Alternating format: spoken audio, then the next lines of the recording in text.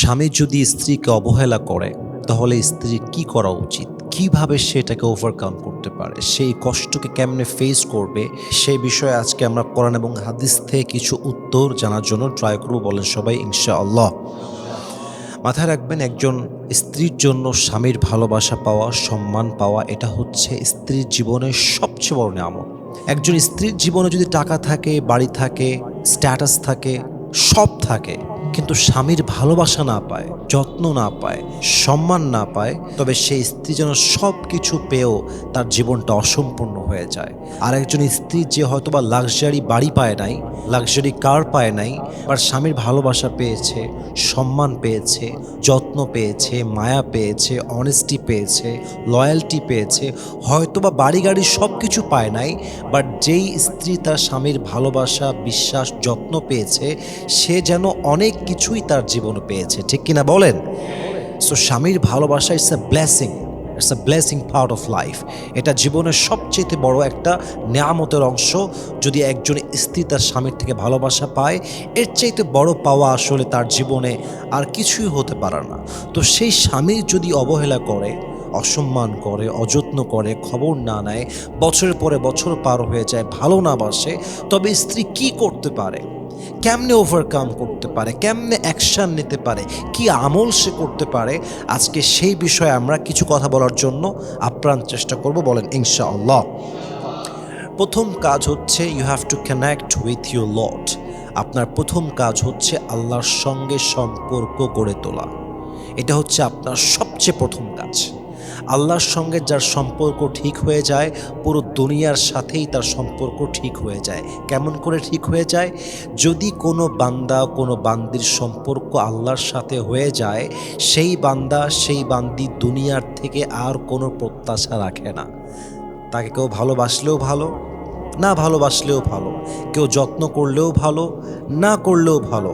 अगर আল্লাহ মিলা তো সব কুছ মিলা, আল্লাহ না মিলা তো কুছ ভি না মিলা। আপনি যদি আল্লাহকে পেয়ে যান আর দুনিয়ার কিছুই না পান, তবে আপনি সব পেয়েছেন। আর যদি আপনি আল্লাহকেই হারিয়ে ফেলেন আর দুনিয়ার সব কিছু পেয়ে যান, তবুও আপনি কিছু অর্জন করতে পারেন নাই। অতএব যে কোনো কষ্টে প্রথম কাজ হচ্ছে you have to connected with your Lord. আপনাকে আল্লাহর সঙ্গে সম্পৃক্ত হতে হবে এবং আল্লাহর সঙ্গে আপনার সম্পর্ককে দৃঢ় করতে হবে। আল্লাহর সঙ্গে যার সম্পর্ক যতই স্ট্রং, দুনিয়ার কষ্ট তার জীবনে তার ততই সহজ হয়ে যায়। কারণ যার আল্লাহ আছে, তার কোনো কষ্ট তাকে স্পর্শ করতে পারে না, কারণ সে জানে আমার আল্লাহ আমার সাথে আছে। অতএব স্বামী হোক কিংবা যেই হোক, যদি কেউ আপনাকে অবহেলা করে, প্রথম কাজ হচ্ছে বন্ধুত্ব করবেন এক সত্তার সাথে। বলেন সবাই, তিনি কে? ফাইন্না মাআল উসরি ইউসরা। Indeed with every hardship there is is. প্রত্যেক কষ্টের সাথেই স্বস্তি আছে। আর সেই স্বস্তি কখন আসে? যখন বান্দার সম্পর্ক আল্লাহর সাথে হয়। নাম্বার 1।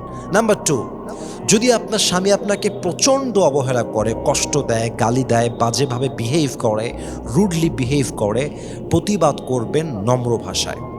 স্পিক কামলি, খুব সফটভাবে বলেন।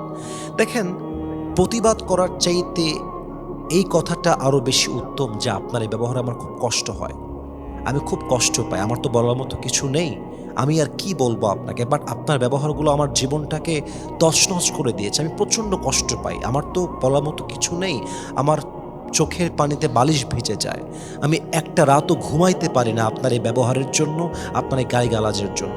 এই কয়েকটা সফট ওয়ার্ড, আমার মনে হয় যে গালিগালাজের চাইতে এই কথাগুলো একজন মানুষের মনে বেশি আঘাত করে, যদি সে মানুষের বাচ্চা হয়।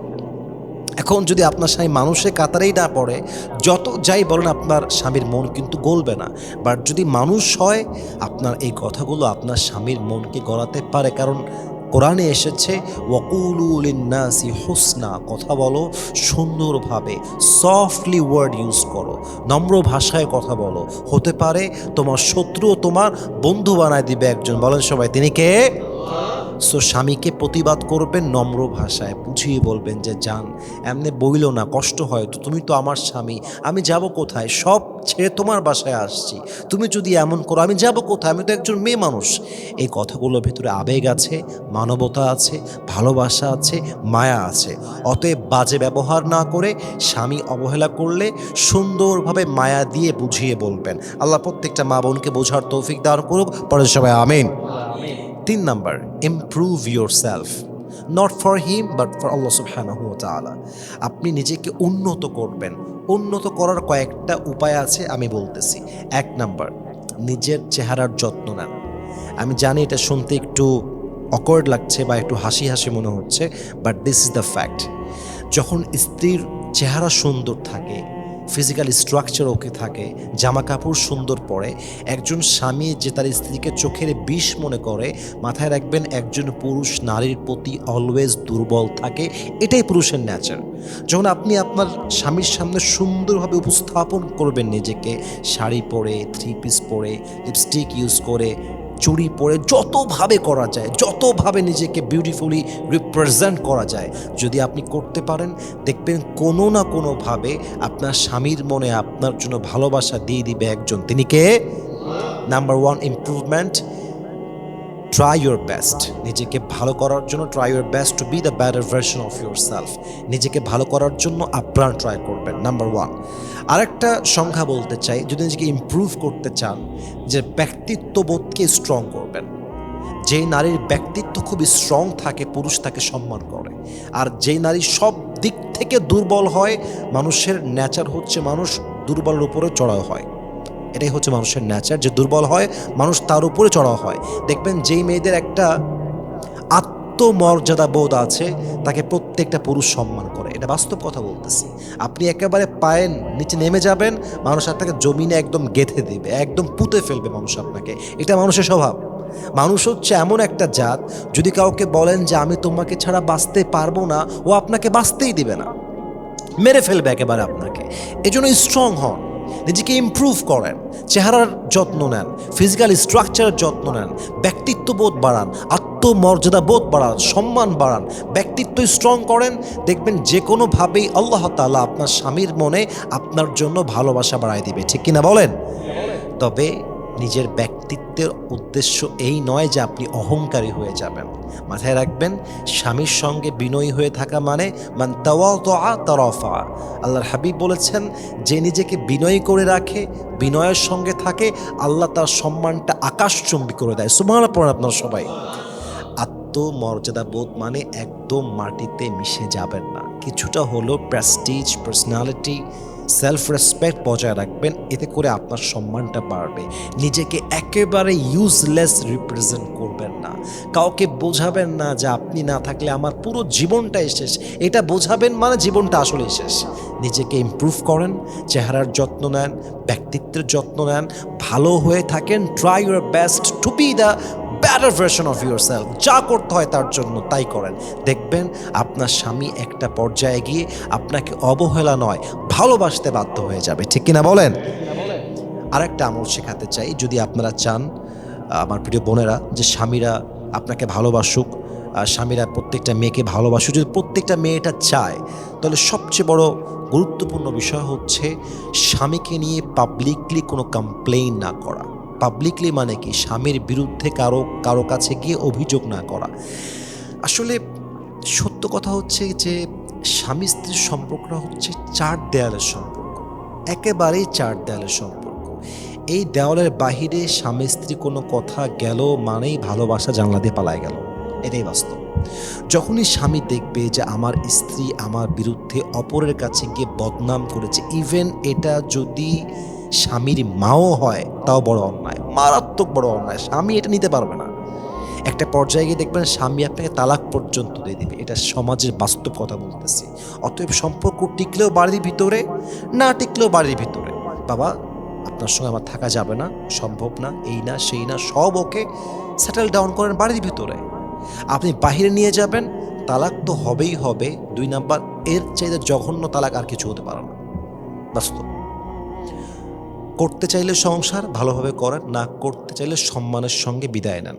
সম্মানের সঙ্গে থাকাও যায়, সম্মানের সঙ্গে বিদায়ও নেওয়া যায়। কিন্তু এটা উচিত না যে স্বামী আপনার খারাপ, আপনি ফেসবুকে পোস্ট করলেন। এটা আপনাকে কে শিক্ষা দিয়েছে? কে শিক্ষা দিয়েছে আপনাকে এটা? স্বামী খারাপ, বাইরে একজন লোকের কাছে কমপ্লেন করলেন, বাসায় কেউ বেড়াতে আসছে, সবার সামনে কমপ্লেন করলেন। Doesn't make any sense. এটা কোনো সেন্স হয়? এটা কোনো বুদ্ধির কথা হয়? আমার স্বামী খারাপ, ওইটা আমার স্বামী। আমার স্বামী ভালো, ওইটা আমার স্বামী। আমার স্বামী মারুক, কাটুক, ভালোবাসুক, যাই করুক, আমার স্বামী আমার স্বামী। আমার স্বামী ভালো গুণও আমার, খারাপটাও আমার। ঠিক কিনা বলেন সবাই আপনারা? কমপ্লেন করবেন না পাবলিকলি, এটা ঠিক না। এটা আপনার সম্পর্ক ভেঙে দিবে। একজন স্বামীর অবহেলা থেকে বাঁচতে চাইলে স্বামীর সম্মানকে বাঁচায় রাখতে হবে, স্বামীর পার্সোনালিটিকে বাঁচায় রাখতে হবে। স্বামী যে আপনার সম্মানের প্রতীক, এটা আপনাকে বজায় রাখতে হবে। আল্লাহ প্রত্যেকটা মা বোনকে এই কথাগুলো মানা এবং বোঝার তৌফিক দান করুক, পড়েন সবাই আমিন। সর্বশেষ একটা কথা বলি, শেষ করতে চাই, আল্লাহর কাছে দোয়া করবেন। প্রথমে বলেছি সম্মান করবেন, ভালোবেসে কথা বলবেন, আল্লাহর সঙ্গে সম্পর্ক গড়ে তুলবেন, নিজের ইমপ্রুভমেন্ট করবেন, অবশ্যই স্বামীর বিরুদ্ধে কমপ্লেন করবেন না। সর্বশেষ বলছি, আল্লাহর কাছে দোয়া করবেন যে আল্লাহ তুমি আমার স্বামীর মনটাকে নরম করে দাও। আল্লাহ তুমি আমার স্বামীর মনে আমার জন্য ভালোবাসা দিয়ে দাও। আল্লাহ তুমি আমার স্বামীর মনে আমার জন্য মায়া দিয়ে দাও। আল্লাহ তুমি আমার স্বামীকে দায়িত্বশীল স্বামী হিসেবে কবুল করো।